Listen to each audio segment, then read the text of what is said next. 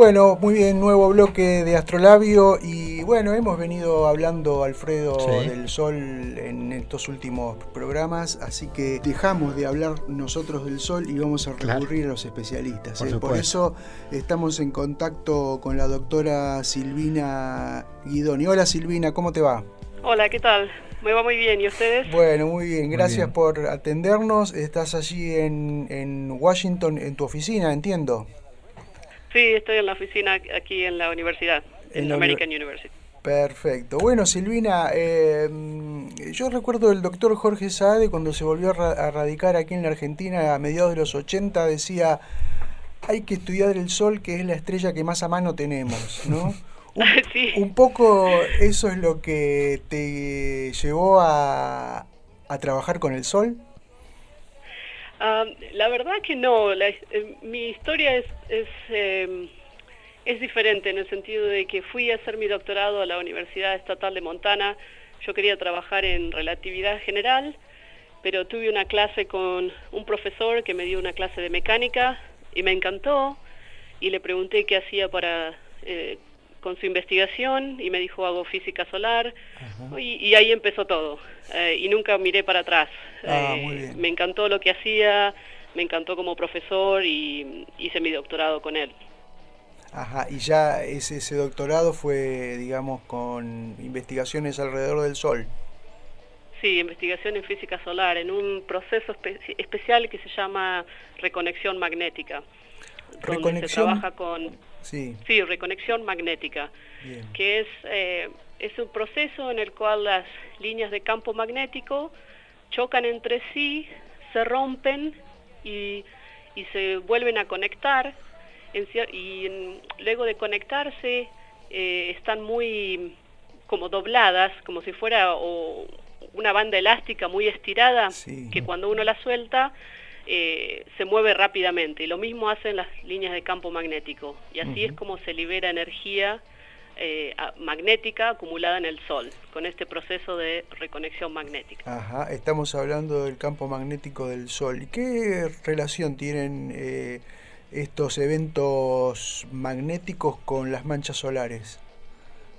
Por, las manchas solares están relacionadas con las erupciones solares. Sí, Las manchas solares son lugares en el Sol donde se puede acumular esta energía magnética, ujú, y con este proceso de liberación de energía, que es la reconexión magnética, es como se libera la energía en erupciones solares, ujú. como eyecciones de corona solar Tem- o llamaradas solares. Ajá. Esas llamaradas, ¿qué longitudes pueden, qué envergadura puede llegar a tener?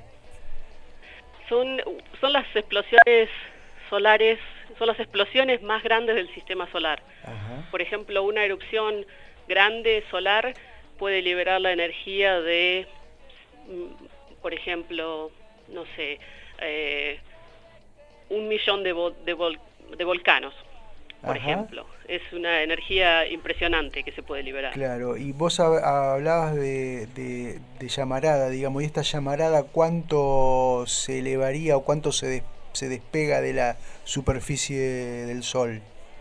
Ok, las llamaradas son emisiones de radiación, y Ajá, esta radiación puede llegarnos hasta la Tierra ajá, porque viaja como ondas ah, electromagnéticas, claro, esencialmente luz.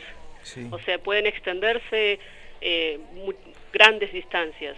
ujú, Hay otro tipo de explosiones solares, que son las eyecciones de masa coronal, sí, que no son radiación, sino materia ajá, que es lanzada desde el Sol, sí, y esas explosiones también pueden alcanzar la Tierra. ajá, Ajá, y esa, afectar nuestras comunicaciones, producir fricción para los satélites y sí, degradar la órbita de los satélites, claro. etcétera. Está bien. Vos hablás de materia en el caso de la eyección de masa coronal. Sí. De qué partículas, de qué estamos hablando en Ah, particular? sí. Esencialmente son partículas cargadas, electrones y protones, Ajá, eh, en su gran mayoría. y son lanzados desde el Sol. Hay pequeñas cantidades de otras partículas más pesadas, pero la gran mayoría son electrones y protones.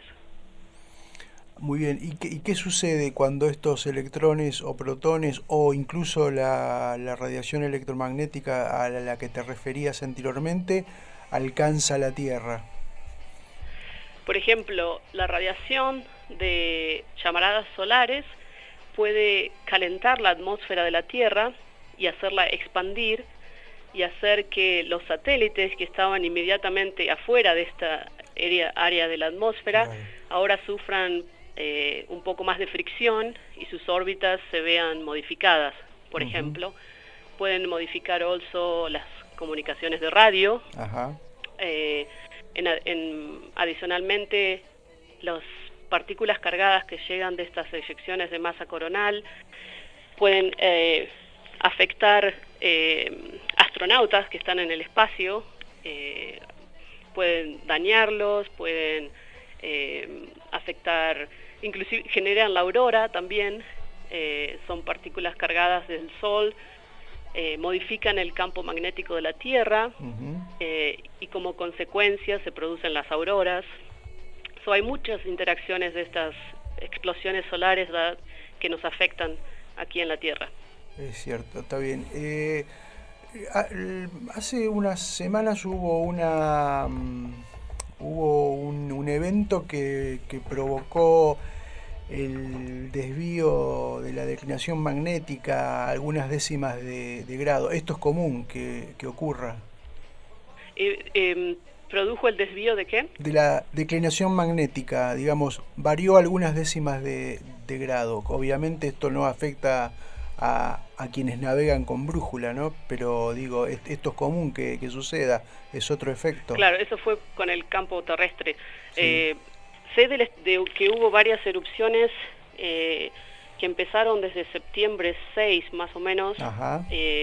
Hubo una grande en septiembre 10, sí. Y estas erupciones, cuando llegan a la Tierra, interaccionan con el campo magnético de la Tierra, que es nuestro escudo protector de las radiaciones y de las partículas que vienen desde el Sol, y si estas erupciones son muy potentes, pueden modificar el campo magnético terrestre.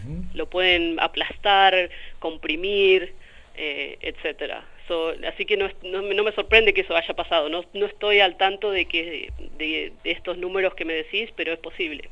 Está bien. Y estos, digamos, ¿el viento solar forma parte de este fenómeno o es un tanto diferente? No, el viento solar es diferente en el sentido de que es algo más continuo. Ocurre continuamente en el Sol. Las explosiones solares son más esporádicas, ocurren de vez en cuando y tienen un ciclo de 11 años más o menos. El viento solar ocurre en todo momento y es masa del Sol que el Sol emite en todas direcciones. Respecto al periodo de 11 años de actividad del Sol, ¿en qué año estamos actualmente? Nosotros en este momento estamos yendo hacia el mínimo de la actividad. La actividad solar tiene un máximo y un mínimo, como dije, de unos 11 años sí. de tiempo, que puede ser unos años menos, unos años más, dependiendo de cada ciclo. Y el máximo del periodo en el que estamos ahora ocurrió más o menos en el 2014, en el 2013, eso fue y en este momento estamos yendo hacia un mínimo. O sea que esperarse que el mínimo de actividad caería alrededor del 2025 aproximadamente. Sería el 2020 más o menos, porque son desde el 14 sí, hasta... Claro, 11 años es el periodo entero, sí.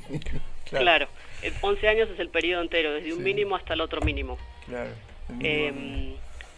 Sí, entonces cuando estamos en un mínimo hay menos posibilidades de tener tormentas solares. Está bien. ¿Qué instrumentos se utilizan para observar el Sol en lo que se refiere a y a los temas que te interesan para tu trabajo. ¿Se usan observatorios en órbita, fuera de la atmósfera de la Tierra, o incluso se usan también observaciones desde la Tierra? Hay observaciones de los dos tipos. Ajá. Hay muchos instrumentos o misiones en órbita, satélites, y hay observatorios en Tierra. Por ejemplo, observaciones satélites, tenemos el Solar Dynamics Observatory, tenemos SOHO, Hinode, IRIS, Stereo, que son dos naves gemelas que orbitan alrededor del Sol, adelante y atrás de la Tierra. Así podemos tener una visión tridimensional de estas explosiones. Hay muchas misiones observando el Sol y por lo tanto hay muchos descubrimientos. La heliofísica, que es el área que estudia el Sol y sus interacciones con la Tierra, tiene gran disponibilidad de datos para entender el Sol.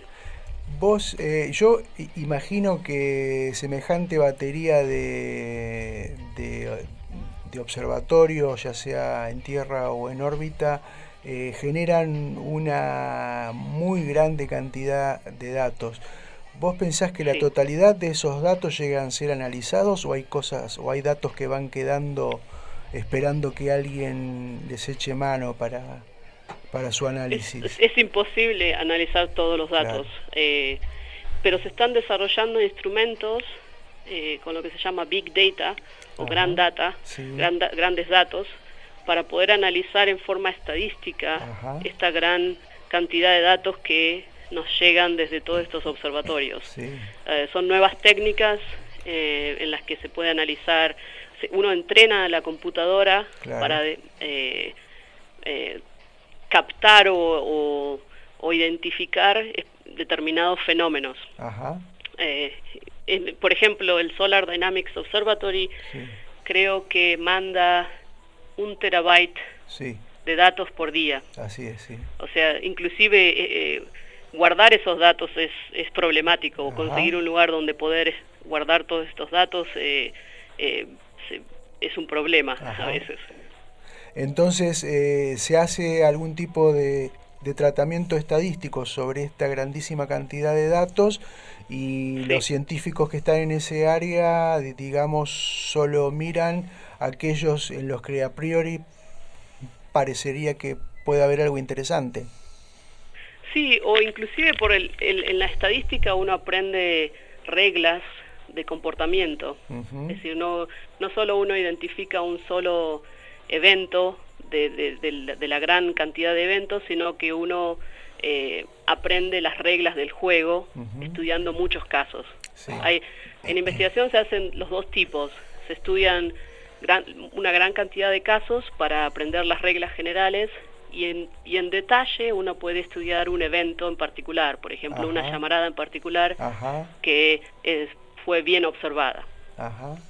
Y de tu trabajo, ¿ha surgido, digamos, algo que pensás es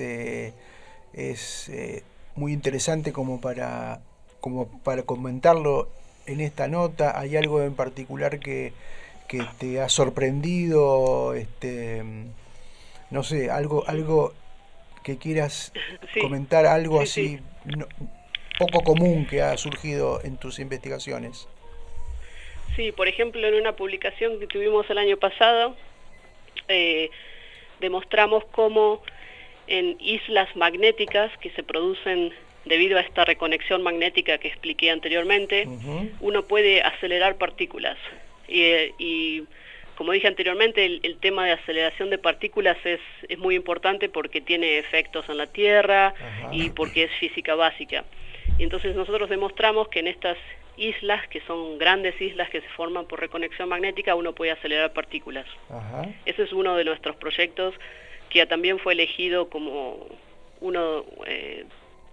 fue elegido por el editor del Astrophysical Journal como uno de los 10 papers del 2016 en heliofísica. Sí, estamos muy contentos. Silvina, Alfredo te habla, ¿cómo estás? ¿Qué tal, Alfredo? ¿Todo bien? Sí, todo bien. ¿Y vos? Bien, bien, todo tranquilo. Te voy a hacer una pregunta que quizás te saca un poco específicamente del tema que te está haciendo José Luis y tiene que ver con la relación entre los investigadores y el Estado. Y la Sí, pregunta tiene que ver porque acá en Argentina estamos así como pasando un momento particular en donde quizás el Estado no está continuando con algunas políticas de financiamiento a la investigación y demás. ¿Podés contarnos así algo, generalmente, cómo esto es ese sistema en Estados Unidos? sí, en Estados Unidos la investigación está financiada, como en casi todos los países, por los impuestos de la gente. Ujú. Eh, las personas pagan sus impuestos y el gobierno determina una parte de ese dinero hacia la investigación. Y en general uno tiene que escribir una propuesta y ir a concurso para decidir si la propuesta es financiada o no. Ujú. Y a partir de ahí, ¿cómo esas propuestas son elegidas directamente Y esas, sí, por jurados esas y demás? propuestas, sí, hay un jurado generalmente de muchas personas, Ujú. hasta diría como 10 personas o en ese orden, donde miran todas las propuestas y hacen una evaluación de cada propuesta donde te presentan eh, las eh, qué es lo bien que has hecho y qué es lo que has hecho mal. Claro. Y al final deciden, hacen como un ranking de todas estas propuestas y para las que haya dinero se aprueban. Generalmente en este momento creo que más o menos el 15 o el 20% de las propuestas reciben dinero. Y el presupuesto que el Estado les asigna, digamos, en general, no a aquellos Ujú. proyectos concursados, ¿es siempre el mismo o va aumentando o puede quizás obtener fondos extras?